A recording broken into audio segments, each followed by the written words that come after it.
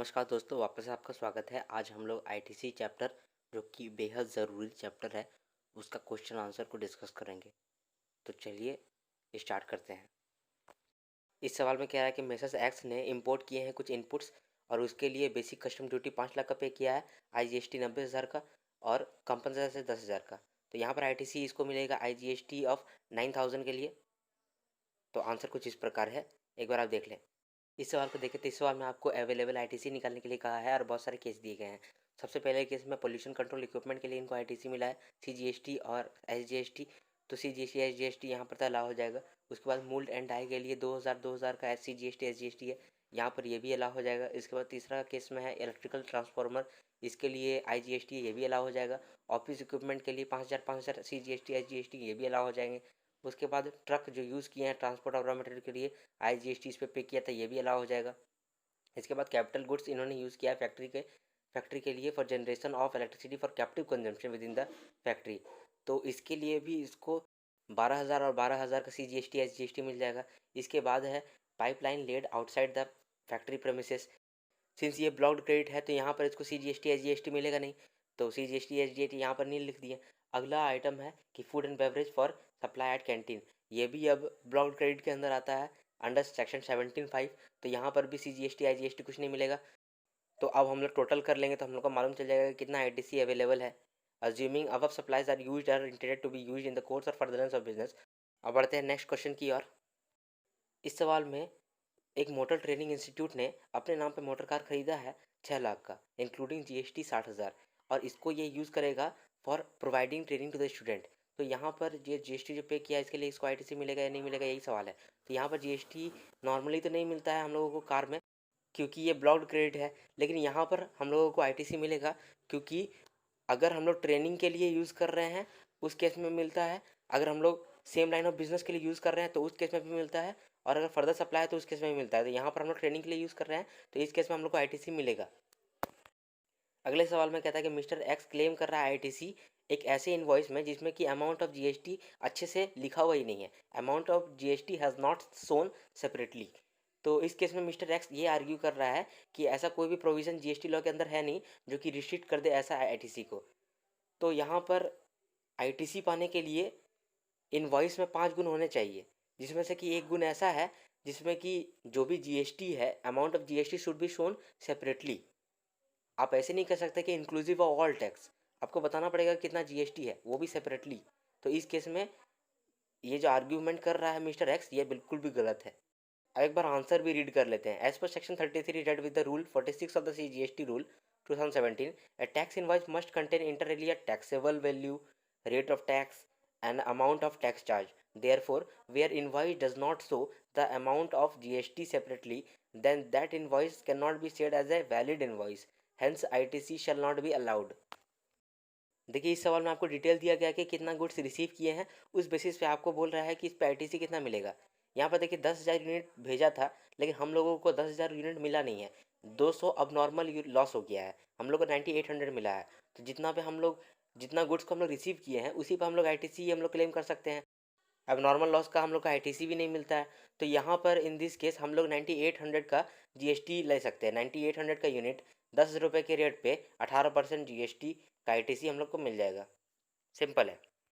इस सवाल में कहता है कि मिस्टर एक्स ने मिस्टर वाई को गुड्स सेंड किए हैं और जीएसटी देना भूल गया है, मतलब कि कुछ छूट गया होगा 20,000 का ऑन द सेट ट्रांजेक्शन, जिसके लिए कि इसको नोटिस आया है अंडर सेक्शन 74।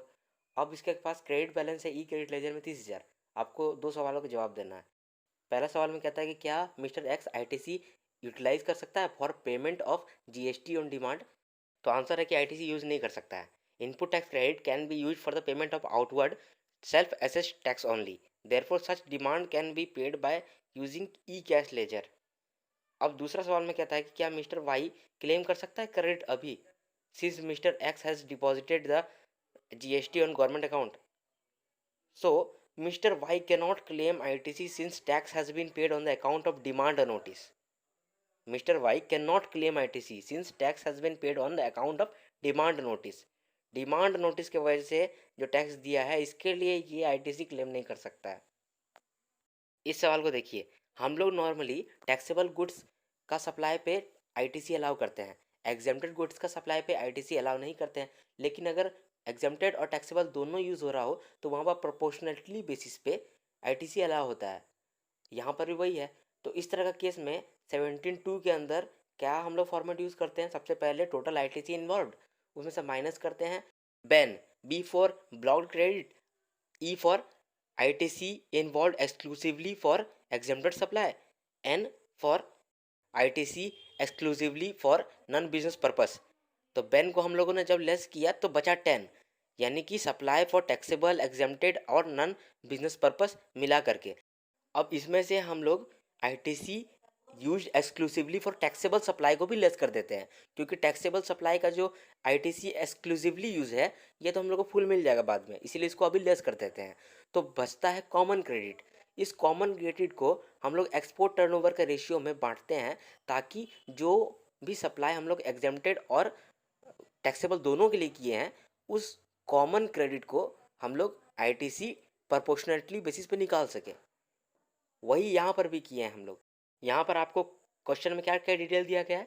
सबसे पहले क्या है कि एग्जेम्प्टेड गुड जो हम लोग बेचे हैं वो 60 लाख का बेचे हैं, और टैक्सेबल गुड्स जो हम लोग बेचे हैं वो 100 लाख का बेचे हैं, यानी कि दोनों मिला करके 160 लाख का इसका टर्नओवर है।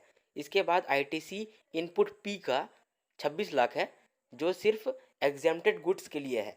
उसके बाद आईटीसी इनपुट क्यू का है, जो टैक्सेबल गुड्स के लिए है 20 लाख। फिर फ्री सैंपल के लिए आईटीसी इन्वॉल्व है 10 लाख का, और टोटल आईटीसी इन्वॉल्व है 66 लाख का। तो सबसे पहले हम लोग फॉर्मेट से अनुसार से चलेंगे। सबसे पहले हम लोग टोटल आईटीसी इन्वॉल्व लिखेंगे 66 लाख का, उसमें से बैन लेस करना है। सबसे पहले ब्लॉक्ड क्रेडिट। ब्लॉक्ड क्रेडिट कौन सा है? जो फ्री सैंपल में 10 लाख का आईटीसी इन्वॉल्व है, तो उसको हम लोग लेस कर दिए 20। उसके बाद ई फॉर एग्जेम्प्टेड के लिए जो एक्सक्लूसिवली था यानी 26 लाख, उसको लेस कर दिए। फिर N for non business purpose के लिए, तो नॉन बिजनेस पर्पज़ के लिए यहाँ कुछ नहीं है तो कुछ नहीं लेस करेंगे, तो निकल के आएगा 30 लाख। अब 30 लाख में जो एक्सक्लूसिवली फॉर टैक्सेबल है उसको भी हम लोग लेस कर देंगे 20 लाख का, तो कॉमन क्रेडिट आएगा 10 लाख। अब इस 10 लाख के बाद हम लोग एग्जेम्प्टेड के लिए जितना आईटीसी है उसको प्रोपोर्शनलिटी बेसिस पे बांट करके लेस कर देंगे। तो प्रोपोर्शनलिटी बेसिस पे हम लोग बांटे 10 लाख इंटू 60/160, 60 था एग्जेम्प्टेड वैल्यू और divided by total turnover 60 lakh plus 100 lakh 160 lakh. तो इस प्रकार से हम लोग एग्जेम्प्टेड सप्लाई का जो क्रेडिट है वो भी हम लोगों ने लेस किया। इसके अलावा सिंस हम लोग को मालूम नहीं है कि नॉन बिजनेस पर्पस के लिए कितना क्रेडिट यूज़ हुआ है, तो इसके लिए हम लोग अज्यूम कर लेते हैं कि 5% ऑफ कॉमन क्रेडिट यूज़ हुआ होगा। तो उसको भी हम लोगों ने जब लेस किया तो हम लोग का एलिजिबल इनपुट टैक्स क्रेडिट निकल के आया 5,75,000। अब इतना तो हम लोगों का मिला जुला करके था, मतलब कि जो एग्जेम्प्टेड और टैक्सेबल दोनों गुड सप्लाई कर रहे थे उसके लिए आईटीसी इतना था, और अलग से जो टैक्सेबल के लिए आईटीसी था 20 लाख का तो था ही, तो 20 लाख का और प्लस यहाँ पर 5,75,000 का, तो टोटल आईटीसी अलाउड हो जाएगा 25,75,000। अब इस सवाल में आईटीसी अलाउेबल आपको निकालने बोला है कैपिटल गुड्स का। तो कैपिटल गुड्स के केस में क्या होता है ना कि जो मशीन टैक्सेबल सप्लाई के लिए यूज़ होता है उसका आईटीसी मिलता है, और जो मशीन एग्जेम्प्टेड सप्लाई के लिए यूज़ होता है उसका आईटीसी नहीं मिलता है। और जो मशीन टैक्सेबल और एग्जेम्प्टेड सप्लाई दोनों के लिए यूज़ होता है उसको भी हम लोग एक एक समय के लिए फुल्ली अलाउ कर देते हैं, और फिर उसको डिसअलाउ करते हैं। कितना डिसअलाउ करते हैं? जितना अमाउंट होता है डिवाइडेड बाय 60। 60 क्यों किए? क्योंकि 60 मंथ से डिवाइड कर दिए तो एक मंथ का कितना आईटीसी मिलना है वो आ गया, तो एक मंथ का लेस करेंगे, फिर अगला महीना फिर से एक मंथ का लेस करेंगे, फिर अगला महीना फिर से एक मंथ का लेस करेंगे। तो इस प्रकार से होता है। पर आपको डेटा दे दिया है कि मशीन 1 जो कि सिर्फ टैक्सेबल के लिए यूज़ हो रहा है इसका 20,000 आईटीसी है, तो ये तो मिलेगा क्योंकि टैक्सेबल के लिए है। उसके बाद दूसरा बोल रहा है कि मशीन 2 जो है वो एग्जेम्प्टेड सप्लाई के लिए यूज़ हो रहा है, तो इसका तो नहीं मिलेगा, 10,000 नहीं मिलेगा। अब मशीन 3 जो है वो दोनों के लिए यूज़ हो रहा है, टैक्सेबल के लिए भी और एग्जेम्प्टेड के लिए भी, तो 1,20,000 ये तो मिलेगा ही मिलेगा, लेकिन फिर इसको डिसअलाउ कर देंगे। इसके एडिशन में एक और बात करा है कि मशीन 4 इसने नवंबर 19 को खरीदा था, यानी कि पिछले महीना खरीदा है, और पिछले महीना डिसअलाउ हुआ है इसका कॉमन क्रेडिट। अगर इसका कॉमन क्रेडिट डिसअलाउ हुआ है, हम लोग का क्या बात था कि हर महीना हम लोग डिसअलाउ करेंगे, तो इसका पिछले महीना डिसअलाउ स्टार्ट हो गया है, इस महीने में डिसअलाउ होगा 60,000 का जो इसका मशीन है। इसके बाद टर्नओवर बताया, एग्जेम्प्टेड टर्नओवर है 5 लाख का। उसके बाद सप्लाई ऑफ डीजल है इंक्लूडिंग एक्साइज ड्यूटी और वैट 2 लाख का, तो 7 लाख का। आपको टैक्सेबल टर्नओवर भी दिया है 10 लाख का। चलिए आंसर देखते हैं। सबसे पहले तो आईटीसी ऑफ मशीन 1 मिल जाएगा इसको क्योंकि टैक्सेबल के लिए यूज़ हो रहा है। फिर ITC 2 जो एग्जामिनेटर के लिए यूज़ हो रहा है उसका नहीं मिलेगा तो नील। और ITC ऑफ मशीन 3 इसका भी इसको 1,20,000 मिल जाएगा, लेकिन फिर डिसअलाउ करेंगे धीरे धीरे करके, तो अभी तो मिल जाएगा। तो 1,40,000 आता है। अब हम लोग लेस करते हैं इस महीना के लिए कैपिटल गुड्स का कितना ITC पर्टेन कर रहा था। तो less ITC in common capital goods pertaining to exempted supply. तो इस महीने का 1,20,000 और पिछले महीने का 60,000, इतना अमाउंट का कैपिटल गुड्स है। तो इतना दोनों को जोड़ देंगे, 1,80,000 1,80,000 का है, डिवाइड बाय 60, दोनों का एक महीना का कितना आएगा, जितना भी आएगा उसको एग्जेम्प्टेड टर्नओवर के रेशियो में बांट देंगे। यहाँ पर अमेंडमेंट है, पहले क्या होता था कि जैसे 1,20,000 का ITC मिल रहा है और दूसरा 60,000 का ITC मिल रहा है, तो 1,20,000 डिवाइड बाय 60 करते थे, फिर प्लस करते थे 60,000 डिवाइड बाय 60, तब हम लोग का जो कॉमन निकलता था उसको हम लोग एग्जेम्प्टेड टर्नओवर के रेशियो में बांटते थे। लेकिन अब क्या होता है, अब हम लोग सेपरेटली डिवाइड नहीं करते 60 से, दोनों को जोड़ करके 60 से डिवाइड करते हैं। तो दोनों को जोड़ करके 60 से डिवाइड कर दिए इंटू 10/20, 10 इसका एग्जेम्प्टेड टर्नओवर है और 20 इसका टैक्स टोटल टर्नओवर है। अब देखने वाली बात है कि यहाँ पर एग्जेम्प्टेड टर्नओवर मैंने 10 लाख कहा, तो क्वेश्चन में तो ऐसा नहीं दिख रहा है, क्वेश्चन में तो 5 लाख और 7 लाख है। 5 लाख तो ठीक है, ये एग्जेम्प्टेड टर्नओवर है, इतना तो ठीक है। और बाकी जो 7 लाख है सप्लाई ऑफ डीजल, ये तो नॉन टैक्सेबल सप्लाई है। तो याद रखिएगा कि नॉन टैक्सेबल सप्लाई भी एग्जेम्प्टेड सप्लाई के अंदर आता है। Exempted supply includes non taxable supplies, तो इसलिए यहाँ पर 7 लाख भी ऐड हो सकता था, लेकिन यहाँ पर एक्साइज ड्यूटी और वैट को हटा करके ऐड किए। अगर हटा करके ऐड करेंगे तो 5 लाख ऐड होगा, तो 5 लाख और 5 लाख 10 लाख होता है एग्जेम्प्टेड टर्नओवर, इसीलिए यहाँ पर एग्जेम्प्टेड टर्नओवर 10 लाख आया और टैक्सेबल टर्नओवर 10 लाख था, एग्जेम्प्टेड टर्नओवर 10 लाख, यानी टोटल टर्नओवर 20 लाख। इसीलिए हम लोग 10 लाख बाय 20 लाख किए प्रोपोर्शनेट करने के लिए। तो प्रोपोर्शनेट करके 1500 निकल के आया, 1500 लेस किए तो बाकी जो ITC अवेलेबल है वो मिल गया। इस सवाल में ITC अवेलेबल निकालने बोला है RBI का, जो कि एक अप्रूव्ड बैंक है। तो आपको याद होगा कि बैंकों के केस में बैंकों को 2 ऑप्शन दिया जाता है, या तो ITC क्लेम करे थ्रू सेक्शन 17(2) या फिर 17(4). 17(2) में क्या था, 17(2) में जैसे हम लोगों ने पिछले क्वेश्चन में देखा कि एग्जेम्प्टेड के लिए नहीं मिलता है ITC, टैक्सेबल के लिए मिलता है, और एग्जेम्प्टेड टैक्सेबल मिला करके जो रहता है उसके लिए प्रोपोर्शनेट बेसिस पे मिलता है। तो ये 17(2) क्या था, तो ये उस प्रकार से ITC क्लेम कर सकता है, और ये दूसरा तरह से भी ITC क्लेम कर सकता है, जिसमें कि ये देखेगा कि टोटल ITC कितना है, उसमें से 50% अलाउ हो जाएगा और 50% लैप्स कर जाएगा। ये 17(4) सेक्शन कहता है। तो बैंकों के पास 2 ऑप्शन है, वो कोई सा भी ऑप्शन ऑप्ट कर सकता है। इस क्वेश्चन में वो 17(4) का ऑप्शन ऑप्ट कर रहा है, क्वेश्चन के सबसे नीचे लाइन में आपको लिखा हुआ है। तो उसी को ध्यान में रखते हुए इसका सोल्यूशन हम लोग करेंगे। तो सबसे पहले आइटम है कि मोटर कार पे ITC इसको है CGST, SGST और IGST। तो इस केस में मोटर कार जो है वो ब्लॉक क्रेडिट के अंदर आता है, 17(5) सेक्शन। ब्लॉक क्रेडिट है तो इसका ITC नहीं मिलेगा, तो कॉलम पूरा खाली है। इसके बाद कंप्यूटर परचेस किया फॉर ऑफिस यूज़, इसका तो ITC मिलता है CGST SGST का, तो वो भी हम लोगों ने लिख लिया। कंकरेंट ऑडिट फीस का, इसका भी अलाउ होगा। स्टेशनरी परचेस, इसका भी अलाउ होगा CGST SGST। तो टोटल जो क्रेडिट अवेलेबल है वो 25,000 और 25,000 है। तो इसमें से 50% जो है वो तो क्रेडिट अलाउ हो जाएगा, और बाकी जो 50% है वो लैप्स कर जाएगा। तो इसीलिए 50% लैप्स करने के बाद इसके पास क्रेडिट कितना बचा रहेगा, 12,500 और IGST 10,000।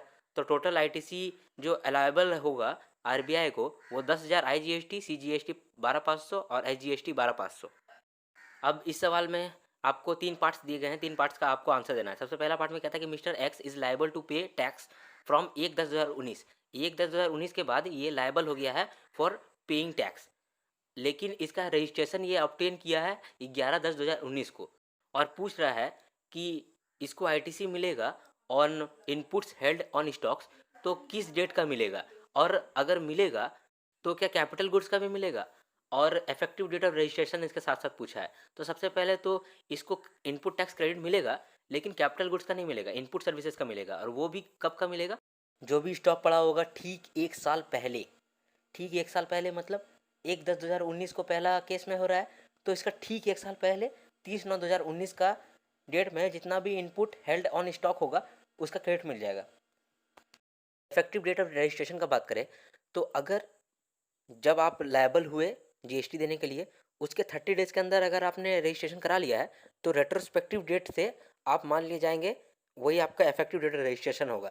और अगर आपने 30 दिन के बाद कराया है रजिस्ट्रेशन, या फिर वॉल्यूंटरी रजिस्ट्रेशन कराया है, तो जब आपको रजिस्ट्रेशन का सर्टिफिकेट मिलेगा तब से आपका डेट ऑफ रजिस्ट्रेशन होगा।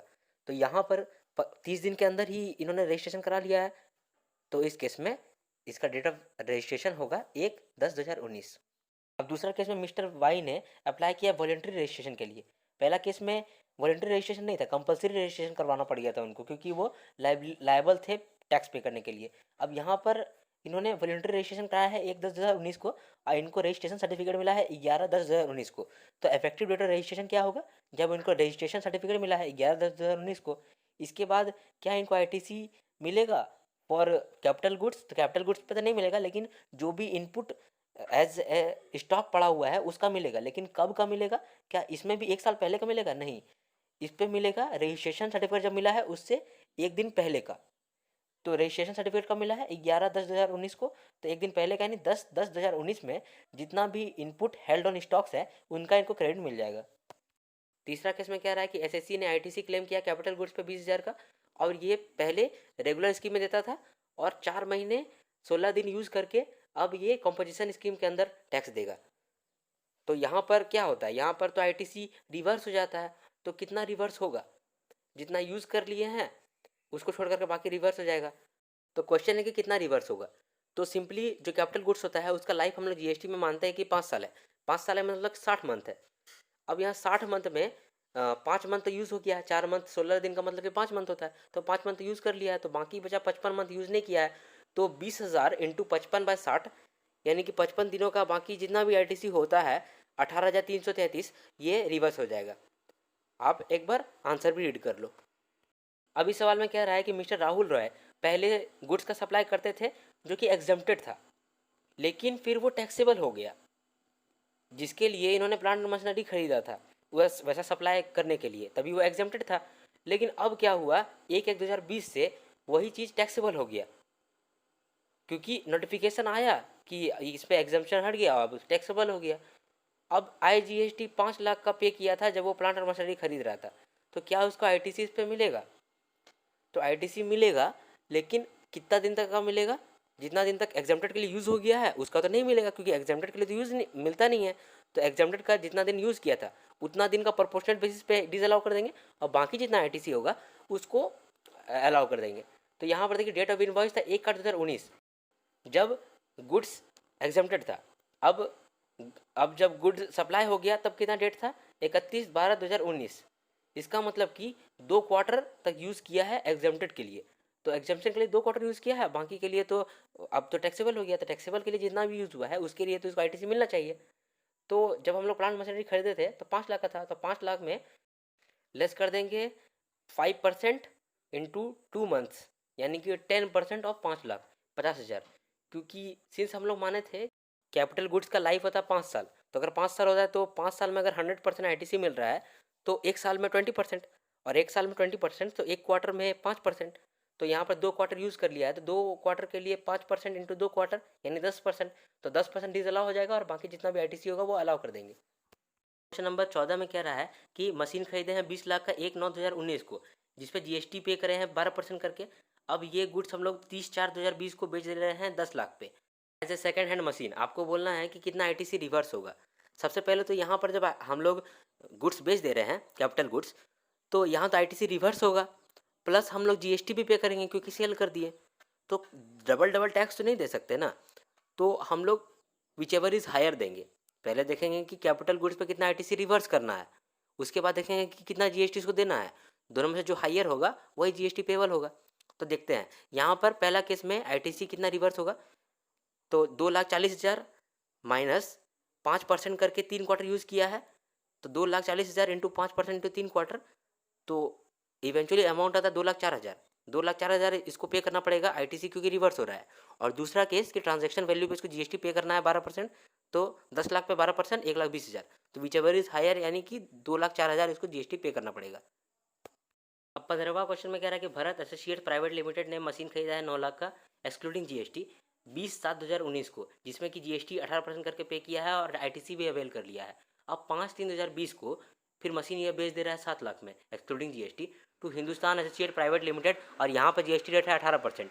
तो यहाँ पर क्या करना पड़ेगा भारत एसोसिएट प्राइवेट लिमिटेड को, तो यहाँ तो आईटीसी रिवर्स होगा। आईटीसी कितना रिवर्स होगा, यहाँ पर देखिए आईटीसी तो एक रिवर्स भी हो रहा है और दूसरा कि जीएसटी भी लग रहा है, तो दोनों तो नहीं लग सकता ना, 2 बार टैक्स तो नहीं लगेगा, तो विच एवर इज हायर को टैक्स पेबल बना देंगे। तो यहाँ पर दोनों केस देखते हैं। पहला केस जब आईटीसी रिवर्स हो रहा है तो कितना रिवर्स होगा, नॉर्मल आईटीसी कितना था 9 लाख इंटू 18% 1,62,000, इसमें से कि कितना 3 क्वार्टर के लिए जो यूज़ किया है उसके लिए आईटीसी कितना पर्टेन करता था, तो 3 क्वार्टर इंटू 5% इंटू 1,62,000, तो 24,300 ये यूज़ कर लिया, तो बाकी जितना बचा वो तो रिवर्स होगा। तो कितना रिवर्स करना पड़ेगा, 1,37,700।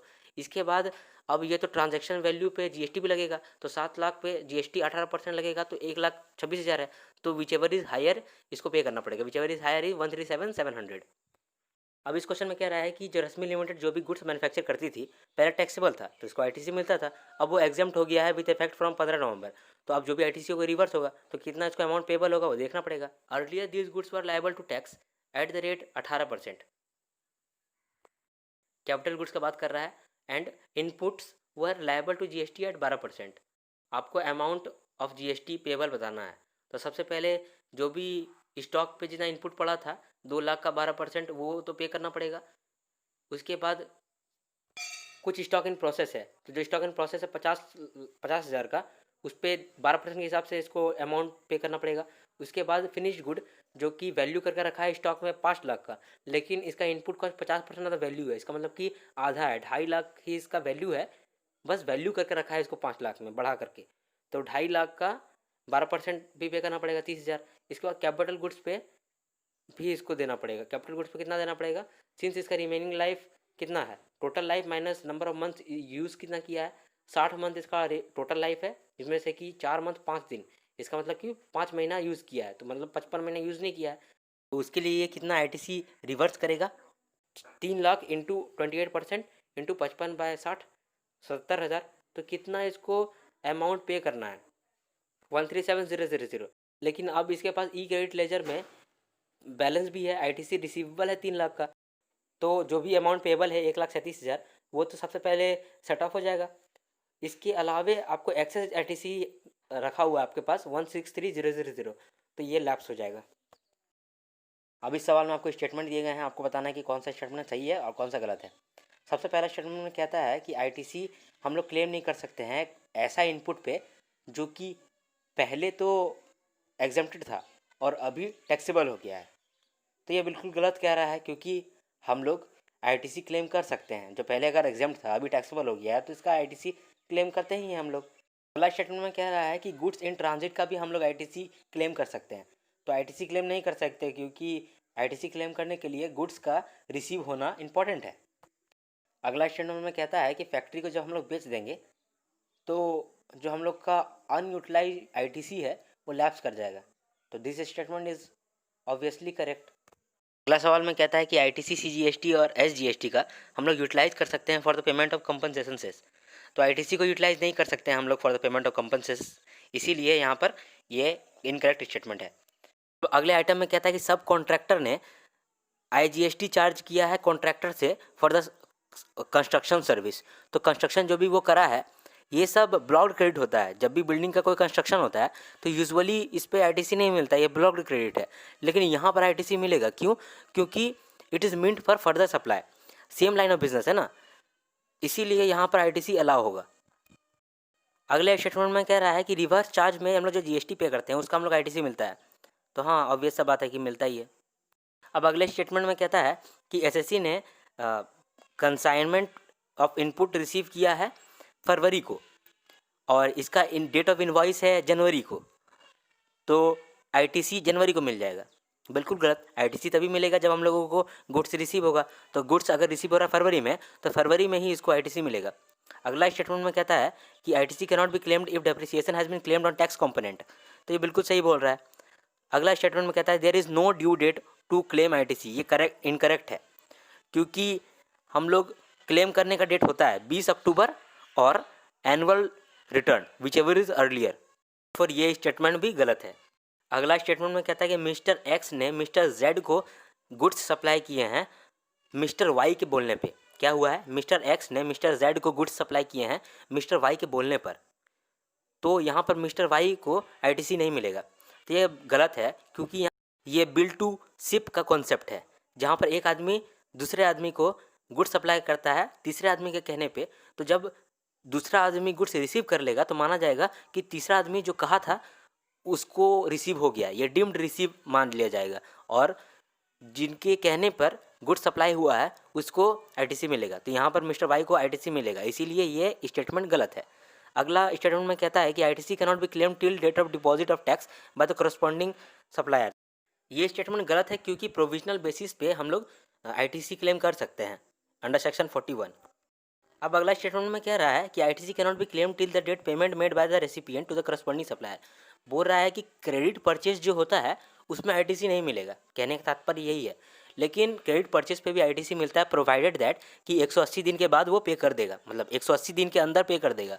अगर 180 दिन के अंदर पे नहीं करता है तब एक बार के लिए तो आईटीसी रिवर्स हो जाता है, और जब पे करेगा फिर वापस से आईटीसी मिल जाएगा। अगला स्टेटमेंट देखते हैं। अब लास्ट वाले स्टेटमेंट में कहता है कि जब हम लोग कंपोजिशन स्कीम में पहले थे और अब हम लोग टैक्सेबल स्कीम में आ गए, मतलब नॉर्मल स्कीम में आ गए हैं, तो हम लोगों को कैपिटल गुड्स का आईटीसी नहीं मिलेगा। तो ये गलत है, क्योंकि आईटीसी हम लोग को मिलता है जितना दिन के लिए हम लोग एग्जेम्प्टेड के लिए यूज़ हुआ था, कंपोजिशन के लिए यूज़ हुआ होगा, उसको लेस करके 5% पर क्वार्टर के हिसाब से उसको लेस करके बाकी जो आईटीसी रहेगा वो हम लोग मिल सकता है। ये तो प्रोविज़न है ही, तो ये स्टेटमेंट गलत हो गया। अब इस सवाल में 3 पार्ट है, तीनों पार्ट को देखते हैं। सबसे पहला पार्ट में कहता है कि mister x of Ayodhya Calcutta का बड़ा बाजार में आता है और 1 लाख का सामान खरीदता है और CGST SGST 6-6 हज़ार करके पे करता है, और ये जो सामान यहाँ पर खरीदा ये जाता है अयोध्या और वहाँ जाकर बेचता है। सिंस हम लोगों को मालूम है कि registration in GST is state specific, इस वजह से जो CGST और SGST हम लोगों ने एक स्टेट में पे किया है, it cannot be utilise in the payment of tax in another state. इस वजह से आईटीसी पास तभी होगा जब IGST हो, यानी IGST मोड से ही पास होगा। Hence in the given case no credit shall be allowed. अब अगले पार्ट में कहता है कि एसएससी ने अपना ई क्रेडिट लेजर का बैलेंस को यूटिलाइज करने भूल गया है और एनुअल रिटर्न फाइल कर दिया फाइनेंशियल ईयर के लिए। तो क्या यही जो बैलेंस है वो नेक्स्ट ईयर यूटिलाइज कर सकता है, और अगर कर सकता है तो कौन सा पर्पज़ के लिए कर सकता है? तो हाँ, ये कर सकता है। आंसर पढ़ते हैं। It can be utilise on the next year, there is restriction to claim the credit but no restriction to utilise the credit. Credit utilise करने में कोई रिस्ट्रिक्शन नहीं है। क्लेम कब कर सकता है? क्लेम करने का टाइम लिमिट है 20 अक्टूबर, और annual return which ever is earlier, तो क्लेम करने का टाइम लिमिट है, यूटिलाइज करने का नहीं। यूटिलाइज तो हम लोग नेक्स्ट ईयर भी कर सकते हैं। Further, balance in e credit ledger can be utilise for the payment of output tax only, output tax only as per the order prescribed under section 49। अब क्वेश्चन का अगला पार्ट में कहता है कि मिथिला मोटर्स जो कि डीलर हैं हैवी गुड्स व्हीकल की, इन्होंने एक ट्रक खरीदा था और ये ट्रक को बेचने के लिए प्रोस्पेक्टिव बायर को टेस्ट करने के लिए दिया था, और जैसे टेस्ट करने के लिए दिया वैसे एक्सीडेंट हो गया और ट्रक बर्बाद हो गया। तो इसके लिए क्या उसको आईटीसी मिलेगा? तो इनको आईटीसी नहीं मिलने वाला है, क्योंकि जो एक्सीडेंट हो जाता है गुड्स, जो डिस्ट्रॉय हो गया है गुड्स, उस पर आईटीसी तो मिलता नहीं है, तो यहाँ पर इसको आईटीसी नहीं मिलेगा। तो इसमें एक और सवाल छिपा था कि जब मिथिला मोटर्स ने ट्रक खरीदा था तो उसके लिए वर्क्स कॉन्ट्रैक्ट सर्विसेज भी इन्होंने लिया था। वर्क कॉन्ट्रैक्ट सर्विस किसके लिए? In relation to making structure of washing of heavy goods vehicle. तो क्या इसका भी आईटीसी अलाउ होता? तो अगर हम लोग प्रोविज़न को याद करें तो प्लांट और मशीनरी पे वर्क्स कॉन्ट्रैक्ट जो होता था उस पर हम लोग आईटीसी अलाउ होता था। प्लांट और मशीनरी के रिलेशन में जो भी वर्क्स कॉन्ट्रैक्ट होता था उस पर हम लोगों का आईटीसी अलाउ होता था। लेकिन अदर देन प्लांट और मशीनरी पे जो भी वर्क्स कॉन्ट्रैक्ट होता था वो हम लोग का अलाउ नहीं होता था। तभी अलाउ होता था अगर हम लोग फर्दर सप्लाई के लिए उसको यूज़ कर रहे हों। तो यहाँ पर क्या होगा, यहाँ तो ये प्लांट और मशीनरी है, तो हम लोग तो जानते हैं कि प्लांट और मशीनरी पे आईटीसी अलाउ होता है अगर वर्क्स कॉन्ट्रैक्ट सर्विसेज हो, लेकिन यहाँ पर नहीं अलाउ होगा। क्यों नहीं अलाउ होगा? क्योंकि यहाँ पर मशीन के वॉशिंग के लिए वो स्ट्रक्चर बनवा रहा है, तो इसलिए यहाँ पर आईटीसी अलाउ नहीं होगा। इसका आंसर एक बार रीड कर लेते हैं। ITC in relation to works contract except plant and machinery shall be allowed only if procured for further supply of works contract services. However, works contract services in relation to plant and machinery shall be allowed even if not procured for further supply of works contract services. Since the structure meant for washing of vehicle is not a plant and machinery, therefore no credit shall be allowed. ध्यान से, since the structure meant for washing of vehicle is not a plant and machinery, therefore no credit shall be allowed. अब इस सवाल में बोल रहा था कि इनवॉइस में क्या क्या डिटेल होने ही चाहिए आईटीसी अवेल करने के लिए। तो 5 गुण होने चाहिए। सबसे पहले तो जितना अमाउंट ऑफ टैक्स है उसका डिटेल होना चाहिए, गुड्स एंड सर्विसेज का डिस्क्रिप्शन होना चाहिए, total value of supply of goods और सर्विसेज होना चाहिए, जीएसटी ऑफ सप्लाई और रेसिपिएंट होना चाहिए, और अगर इंटर स्टेट सप्लाई है तो प्लेस ऑफ सप्लाई होना चाहिए। तो रीड कर लीजिए। अब इस सवाल में मिस्टर थीरेज ने बहुत सारे ट्रांजैक्शन किए हैं, आपको इनका नेट जीएसटी लायबिलिटी निकालना है। तो सबसे पहले इन्होंने intra state supply of service किया है, तो सप्लाई ऑफ सर्विस किया है 5,20,000 का, तो ये आउटवर्ड सप्लाई है। आउटवर्ड सप्लाई में जीएसटी का क्या वैल्यू होगा, सी जीएसटी और एस जीएसटी लगेगा 46,800। उसके बाद अगला आइटम है कि इन्होंने लीगल फ़ी पेड किया है। अब लीगल फ़ी पे किया तो ये रिवर्स चार्ज मैकेनिज्म के अंदर आता है, तो ये इनवर्ट सप्लाई के अंदर जीएसटी है क्योंकि इन्होंने पे किया है। तो 20,000 का इन्होंने पे किया है, तो सी जीएसटी एस जीएसटी 9%, 1800 आ जाएगा। तीसरा ट्रांजैक्शन इन्होंने रेंट पे किया है स्टेट गवर्नमेंट को फॉर हिज ऑफिस बिल्डिंग। अब सिंस रेंट पे किया है तो इनवर्ट सप्लाई में जीएसटी कितना लगेगा, 30,000 का 9%, 2700। इसके बाद अगला ट्रांजैक्शन इन्होंने किया है, इन्होंने सर्विसेज रिसीव किए हैं towards the conduct of exam to love all university. अब यूनिवर्सिटी का एग्ज़ाम के लिए इन्होंने सर्विसेज रिसीव किए हैं, तो ये तो एग्जाम्प्टेड सर्विसेज आता है, इसीलिए आउटवर्ड सप्लाई तो है ये, लेकिन ये एग्जाम्प्टेड है, तो इस पर तो जीएसटी नहीं लगेगा। नॉर्मली आईजीएसटी इस पर लग सकता था अगर लगता तो, लेकिन ये एग्जाम्प्ट तो लगेगा नहीं। तो आंसर में अगर आप देखेंगे तो जीएसटी ऑन आउटवर्ड सप्लाई आपको मिल गया और जीएसटी ऑन इनवर्ड सप्लाई भी आपको मिल गया। अब सिंस आरसीएम में इनको आईटीसी मिल जाएगा 4500 का, तो आईटीसी सेट ऑफ हो जाएगा जीएसटी ऑन आउटवर्ड सप्लाई से। तो यहाँ पर जीएसटी ऑन आउटवर्ड सप्लाई इनको कितना देना पड़ेगा, 42,300 सी जीएसटी और एस जीएसटी, इतना जीएसटी इनको पे करना है on outward supply. Plus inward supply पे भी कुछ जीएसटी था, तो वो सारे को हम लोग जब ऐड कर देते हैं तो नेट जीएसटी पेएबल निकल के आता है 46,800 एंड 46,800 सी जीएसटी और एस जीएसटी का। अब अगले क्वेश्चन को देखते हैं। अब इस सवाल में कैनविन लिमिटेड जो कि एक रजिस्टर्ड सप्लायर है, वो टैंक्स को मैन्युफैक्चर करते हैं और इन्होंने जीएसटी पे करा है, ट्रांजैक्शन दिए हुए हैं उसमें इन्होंने जीएसटी पे करा है। आपको इनका आईटीसी अवेलेबल निकालना है। सबसे पहला ट्रांजैक्शन है कि इन्होंने मशीन खरीदा है और वहाँ पर डेबिट नोट इशू किया गया है 1,15,000। तो डेबिट नोट भी एक तरह का टैक्स इनवॉइस ही है, तो यहाँ पर इनको जीएसटी मिलेगा। तो यहाँ पर 1,15,000 का इनको क्रेडिट अलाउ हो जाएगा। अगला इन्होंने इनपुट परचेज किया और इनपुट परचेज करने के बाद इन्होंने मिस्टर जो को डिलीवर करवा दिया है, जो कि इनका जॉब वर्कर है। तो अगर ध्यान से देखेंगे तो ये बिल टू शिप का कॉन्सेप्ट है, तो इस वजह से जब उसका जॉब वर्कर गुड्स रिसीव कर लेगा तब आईटीसी मिल जाएगा। तो यहाँ पर इनको आईटीसी अलाउ हो जाएगा 80,000 का। और अगला क्या है, अगला इन्होंने वर्क कॉन्ट्रैक्ट अवेल किया है for construction of staff quarter. अब सिंस यहाँ पर बिल्डिंग का इन्होंने करा है वर्क कॉन्ट्रैक्ट, तो इस पर तो ब्लॉक क्रेडिट है, तो इस पर आईटीसी अलाउ नहीं होगा, तो आईटीसी यहाँ पर नील हो गया। इसके अलावा इन्होंने कंप्यूटर भी परचेज किया है और डेप्रिसिएशन क्लेम कर लिया है सेड पोर्शन ऑफ जीएसटी, तो यहाँ पर तो आईटीसी नहीं मिल पाएगा, इसीलिए नील हो गया। तो इस तरह से टोटल आईटीसी 1,95,000 निकल के आ गया। तो ये क्वेश्चन सिर्फ दिखने में बड़ा है। इसमें कहता है कि मिसेस जे एन कंपनी जो कि एक चार्ट अकाउंटेंट का पार्टनरशिप फर्म है, वो रजिस्टर्ड है, उसका हेड ऑफिस है मुंबई में और रजिस्टर्ड है under GST act in the state of Maharashtra only. उसके बाद इसका टर्नओवर यानी ग्रॉस रिसिप्ट है 60 lakh in the financial year 2018-19 में। इन्होंने कुछ अपना इन्फॉर्मेशन सबमिट किया है, ट्रांजैक्शन का डिटेल दिया है जिन पे इन्होंने जीएसटी पे करा है। इसके बाद आईटीसी का बैलेंस को एक टेबल बना करके दिखा दिया कि इतना मेरे पास आईटीसी है। आपको नेट जीएसटी पेबल निकालना है। तो सबसे पहले तो ट्रांजैक्शन देखते हैं क्या क्या ट्रांजैक्शन है। सबसे पहला ट्रांजैक्शन की प्रोफेशनल सर्विस प्रोवाइड किया गया है और इसके लिए बिल रेज किया गया 1 लाख का इनकम टैक्स कंसल्टेंसी के साथ। तो 1 लाख का जो वैल्यू है इस पर सी जीएसटी और एस जीएसटी लग जाएगा 9%, 9,000। इसके बाद इंटरनल ऑडिट का भी अमाउंट रिसीव किया 50,000 का, तो 50,000 का भी 9%, 4500 करके सी जीएसटी एस जीएसटी लग जाएगा। स्टैट्यूटरी ऑडिट का सर्विस दिया है, लेकिन दिया है दूसरा स्टेट में, अहमदाबाद में। महाराष्ट्र में ये रजिस्टर्ड है, अहमदाबाद में दिया है, यानी आईजीएसटी यहाँ लगेगा। तो यहाँ पर 70,000 का 18% आईजीएसटी लग गया। तो टोटल आउटपुट जीएसटी निकल के आ गया आईजीएसटी में 12,600, सी जीएसटी में 13,500, एस जीएसटी में 13,500। इसके बाद देखते हैं कि इसके पास आईटीसी कितना है जो कि ये अवेल कर सकता है। तो आईटीसी का अगर चार्ट देखेंगे तो आईटीसी में सी जीएसटी इसके पास है 2250, एस जीएसटी है 2250 और आई जीएसटी है 600 का। जो भी आईटीसी है, आईजीएसटी का, सीजीएसटी का, एसजीएसटी का, उसको सेट ऑफ कर लेते हैं। तो सेट ऑफ कर लेंगे, आईजीएसटी का आईजीएसटी के साथ पहले पूरा सेटअप कर लेते हैं, सेट ऑफ कर लिए, फिर सीजीएसटी का सीजीएसटी के साथ सेटअप कर लिए, एसजीएसटी का एसजीएसटी के साथ सेटअप कर लिए, तो नेट पेबल हम लोग का आ गया। This is so simple. इस सवाल में हर्षगीत प्राइवेट लिमिटेड जो कि एक रजिस्टर्ड सप्लायर है, ये टैक्सेबल गुड्स का मैन्युफैक्चरिंग करता है। इसका कुछ कुछ ट्रांजैक्शन है जिस पे कि जीएसटी पे करा है इन्होंने।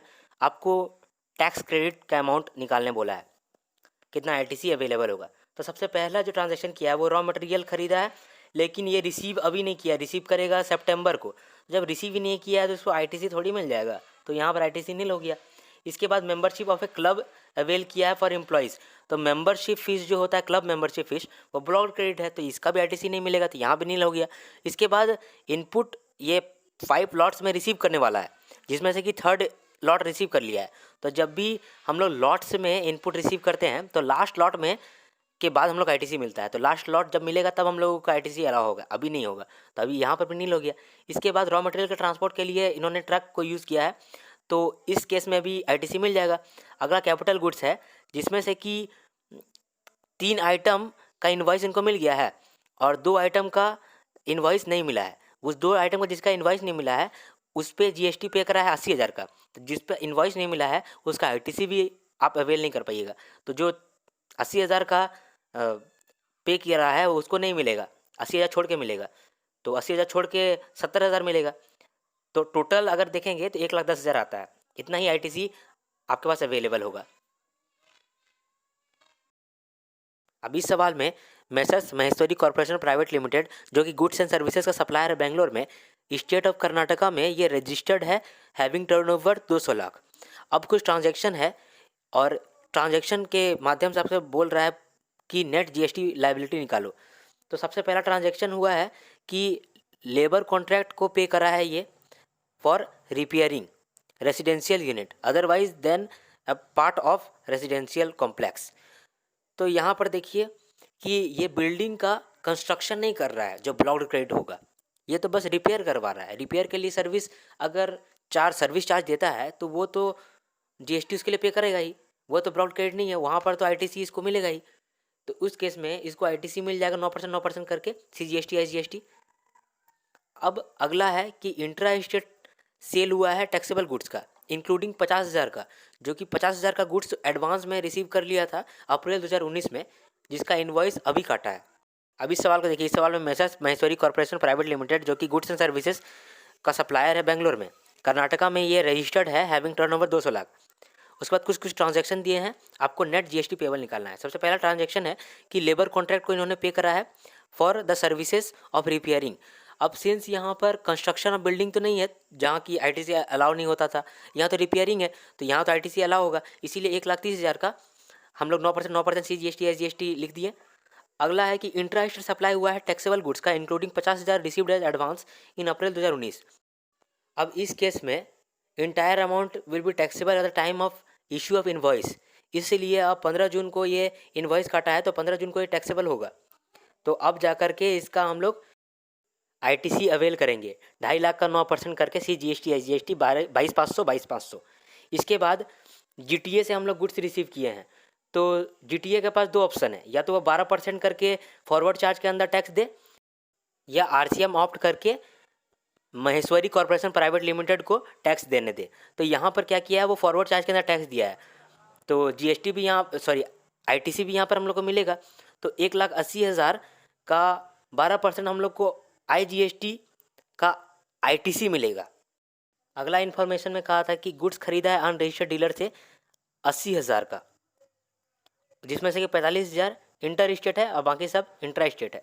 तो सिंस अनरजिस्टर्ड डीलर से गुड्स खरीदा है तो ये एग्जेम्प्ट हो जाएगा, exempt from paying RCM under section 9(4) and 5(4). अब हम लोग आईटीसी लेस कर देंगे, जो भी हम लोग जीटीए सर्विसेज पे हम लोग को मिला था 21,600 का, सीजीएसटी से लेस कर देंगे तो हम लोग का नेट जीएसटी लाइबिलिटी आ जाएगा, सीजीएसटी का और एसजीएसटी का। अब क्वेश्चन नंबर 25 में कहता है कि एक पर्सन जो कि 1 अगस्त को लायबल हो गया है टू पे टैक्स, इन्होंने रजिस्ट्रेशन ऑब्टेन किया है 15 अगस्त को, 30 दिन के अंदर किया है, यानी कि इफेक्टिव डेट रेट्रोस्पेक्टिव होगा 1 अगस्त से। बोलता है कि such person is eligible for ITC on input held in stock as on. इसको जो आईटीसी मिलेगा ऑन इनपुट्स, वो किस दिन का स्टॉक पर मिलेगा। तो सिंस ये वॉलंटरी रजिस्ट्रेशन नहीं कराया है बल्कि कंपलसरी रजिस्ट्रेशन कराया है, जब कंपलसरी रजिस्ट्रेशन इसका हुआ है तो ठीक 1 साल पहले का जितना भी स्टॉक होगा उस पर इसको आईटीसी मिलेगा। तो ठीक 1 साल पहले कौन सा डेट होता है? 1 अगस्त से ठीक 1 साल पहले 31 जुलाई 2018 होता है। तो उस दिन जितना भी स्टॉक होगा उस स्टॉक का आईटीसी मिल जाएगा इसको। अब क्वेश्चन नंबर 26 को मैंने देखें तो क्वेश्चन नंबर 26 में कहता है कि मिस्टर बी ने वॉलंटरी रजिस्ट्रेशन कराया है 5 जुलाई 2018 को और रजिस्ट्रेशन इनका हो गया है 22 जुलाई को।